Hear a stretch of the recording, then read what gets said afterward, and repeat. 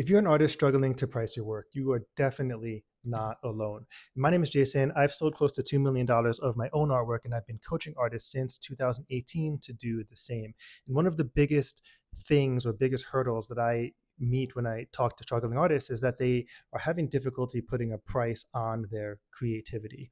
Most artists approach pricing the same way. They look around at what other artists are doing, what they're charging, and they pick a number that feels safe, but when collectors don't say yes, then they are struck with insecurity and uncertainty, and they think that it's the price that is causing the collector to say no. And every time that hesitation happens, then artists have to ask themselves if their value really meets the number that they chose almost randomly out of thin air. So instead of second guessing yourself, I think it's important to understand why collectors are saying no to the price of your art.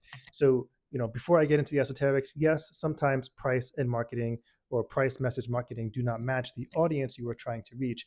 And if you don't understand that, you definitely need to check in on the 5% rule, which is another module or another reel that I shared a little while back. And it's also part of the art sales masterclass that I gave a little bit ago.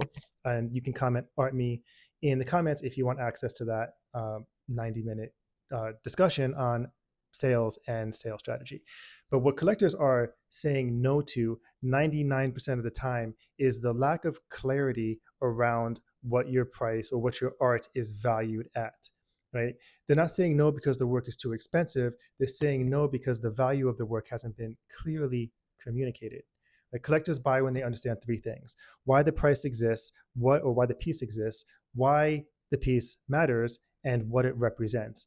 And then in addition to that, they also think of those same three things in relation to who the artist is, who you are, your brand, your reason for creating. And if they cannot see everything that you do and resonate with it in their own personal lives, and they cannot justify spending money on the art. So going back to the beginning, 90% of artists' price struggles isn't the number itself, but is who they're communicating to and how they are trying to deliver the expression of that value. So the goal isn't just to pick a number, the goal is to create clarity and confidence around that number.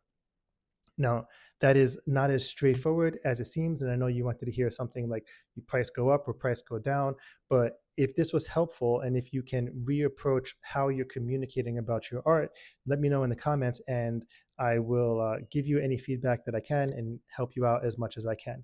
You can also comment art me below to get access to the art pricing blueprint, which I just uploaded for free into my school platform, and the art sales masterclass, which is also there and free for you guys to consume and then apply to your art business. Again, my name is Jason, and I'm just here to help.